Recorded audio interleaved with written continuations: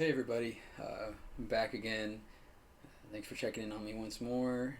Just want to start off by again thanking everybody for kind of humoring me with my last video with the drawing, and um, wanted to just do again another quick follow up, um, but also just want to discuss something in general.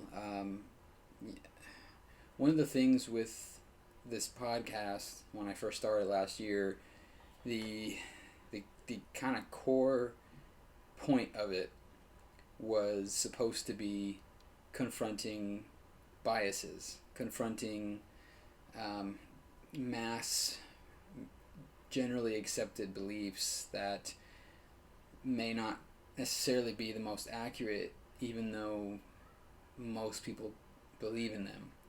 And you'll notice if you make it to the end of my episodes, I always close with don't be afraid to, and I'm not going to give it away because I want you to watch the end of it when I say it. But if you've been watching them, then you know what I say, and that message is exactly as it sounds. And I'm just saying that it doesn't necessarily mean that the masses are wrong, but it means that I think that for social progress, and I think for quality assurance, improvement of just how we combat problems, I think it requires a constant questioning of the accepted status quo.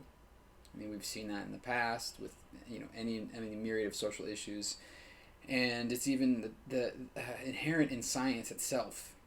We sometimes people who scoff at science or evolution, and people who are creationists maybe, they like to point at the fact that views in science have changed over the years. But that very fact is actually validation of why science is so important, because it is flexible, it's adaptable, it takes new information and it adjusts. It is not set in stone in any one thing. It has no ideology, it has no bias. It's, as Ben Shapiro says, facts don't care about your feelings. So I'm saying all this to say that it's something that's very important to me. It's why it's called 10th Man, and I talk about the 10th Man rule actually in the trailer, again back on my Anchor page if you're so inclined to go check it out. But the long and short of it is the 10th Man rule is being the 10th person in the room to disagree with the consensus of the first 9. If 9 people are in agreement on something, then the 10th person has a responsibility, regardless of their belief. They might agree with the other 9, but they need to question it, because people can be subject to confirmation bias and groupthink, and when this happens, you tend to it's almost like a herd mentality. So 5 people all agree on something. Well, I can't disagree with that. Everybody is clearly. It's almost like the emperor with no clothes, right? The elephant in the room type thing. So anyway, that's the long and short of what the podcast was supposed to be about. I had a conversation with a friend, and I got into one of these topics. One of these, you could call them controversial. I don't think they are. I just think they're not readily accepted yet. But it didn't go well, and this person's not talking to me anymore. And this is a person that I've been friends with for 20 years. So I'm upset about that, and it has me rethinking everything. Now, should I change my values for one person? Of course not. I still stand by my position. I still stand by what I said. But my concern is, am I going to damage things along the way?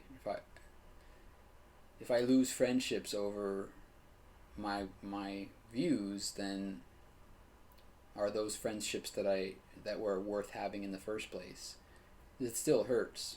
I can believe in my heart in what I said, but it still hurts that that it would lead to that kind of impact.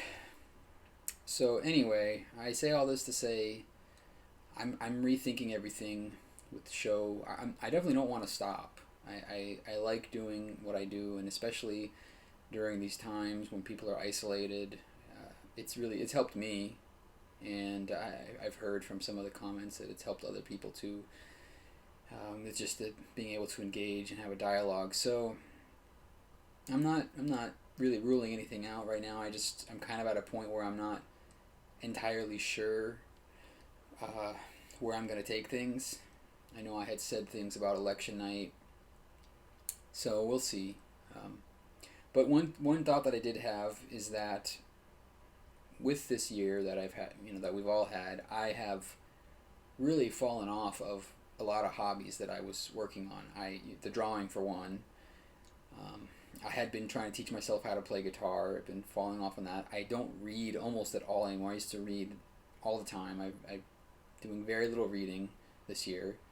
And a lot of that has been at the expense of the podcast and the video blog. The time that I put into that is taking away from those other things, because I take time. It's not just the time I'm talking, I'm also researching whatever the information is that I'm talking on.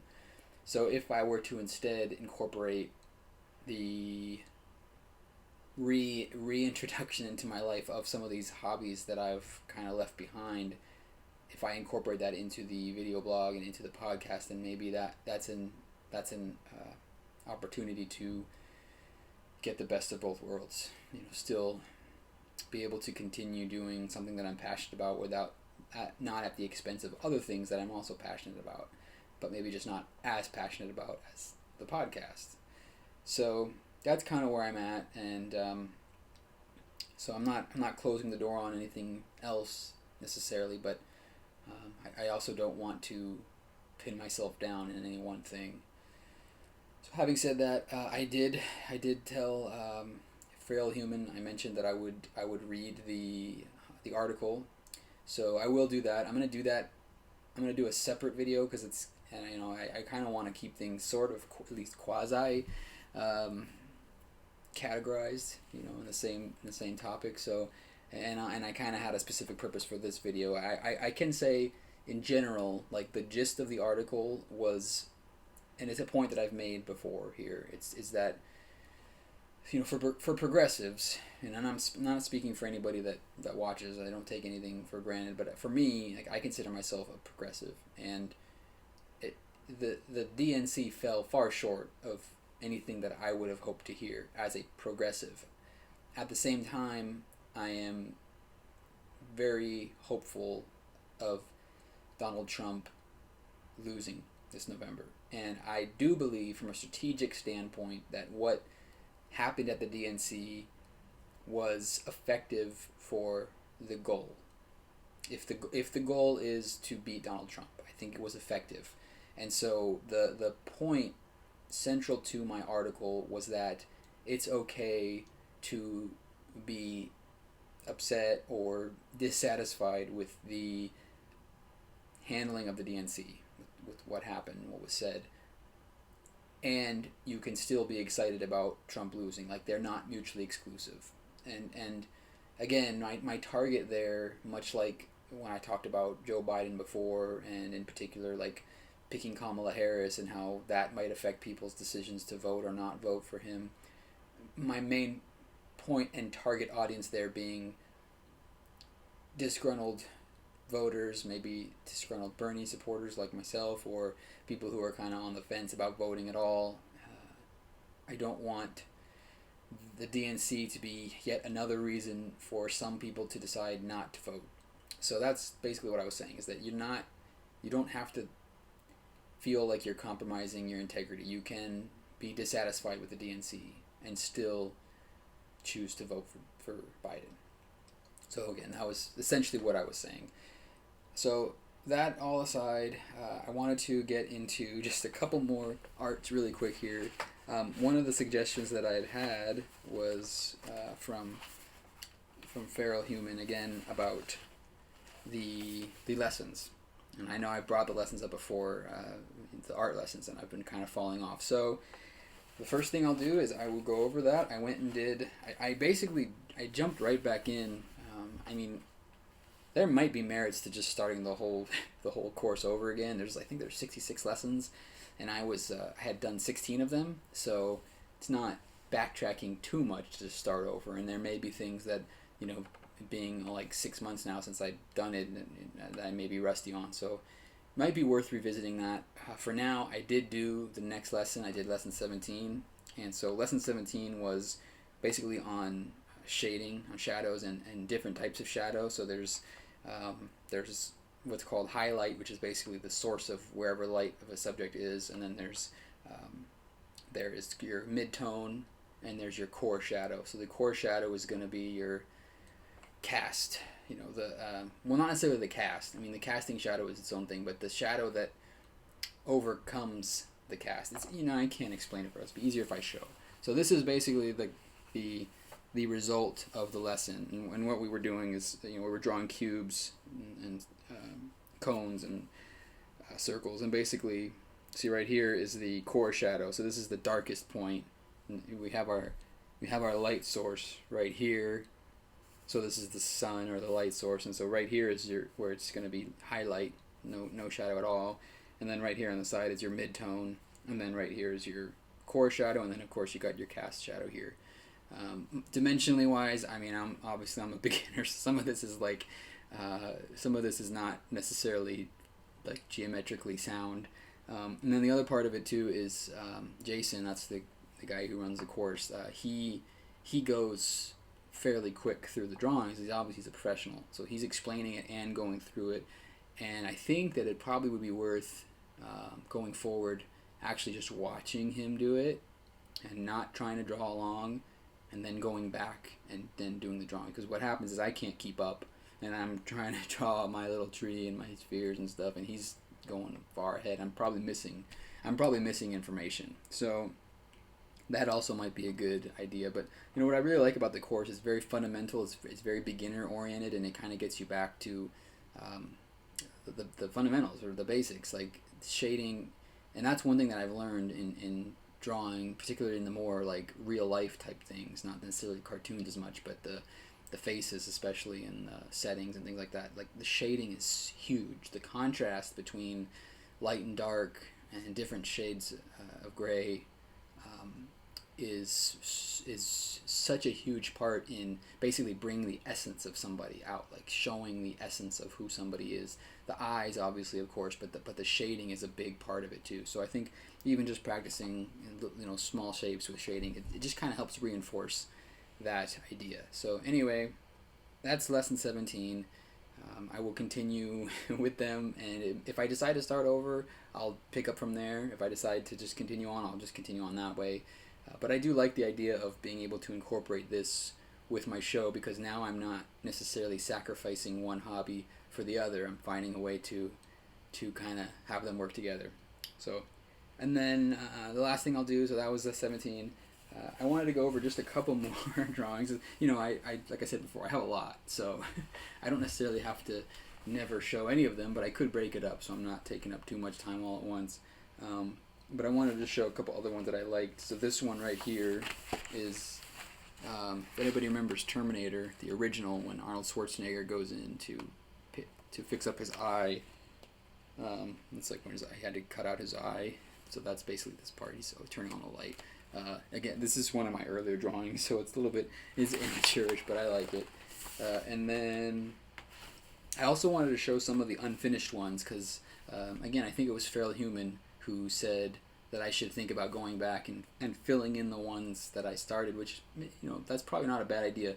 I think finishing the course will help my confidence a lot, maybe give me the thinking to do that. Here's one that I did. So I started, this was Belle and Beast, and I think this one was more just laziness than anything. Like, I think this one looks decent. I think that I was just lazy, and it was hard, and I kind of just gave up, because I have short attention span, and I need to work on that. I need to work on my patience, I think. It's a big part of art, right? So that was one that I liked, and then here's another one that I didn't finish. So that's Maui and Moana. And then here's one that I also didn't finish. That's also supposed to be Arnold Schwarzenegger from Terminator, from the first Terminator. Um, let's see here. Okay, here's Grumpy. And okay, so here's another one that this was another one that was kind of, didn't recognize that. That's supposed to be Joaquin Phoenix as Joker. So, yeah. Like my other Joker that I showed, the Heath Ledger one, it's just, maybe Joker just really hard because there's a lot of fine details in him. All right, Pooh Bear. And then, all right, so this one I'm gonna do one more guess face because I have another one that I like, but let me see if I can find. There's one other one. Actually, I did this one. I don't know. I don't remember if I showed this before. Ray, I think I did, but I like that one. And then, oh man, I had one other one that I wanted to show and I forgot to. Oh, here it is. Okay, so this was one that I really liked that I did. This is Anakin Skywalker. I showed you my Darth Vader before, so this is after he becomes Anakin again. Well, spoiler alert. I'm gonna assume that everybody here has seen the 42-year-old movie, and I've obviously shown Star Wars things before, so I've kind of let it be known that I'm a Star Wars fan. So hopefully I didn't just spoil anything there. All right, so from my last one here, I'm gonna do another guessing picture. Now this one might be tougher because it is not finished. But yeah, I think this is a good one because it's a little bit. It actually, to me, looks a lot like two different people. But there's one specific person that I was trying to go for, and again, I got lazy and didn't finish it. But let me get a good look at that one. All right.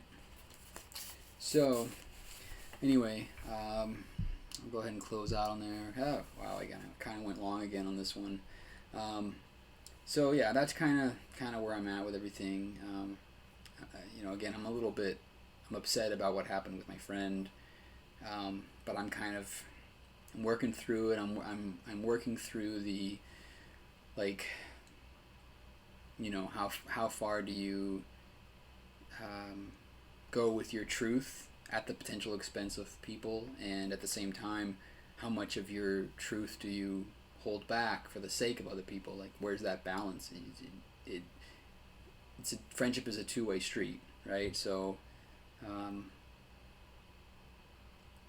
I have to be able to feel that trust that I can share what's important to me, even if people might not agree or maybe not understand where I'm coming from.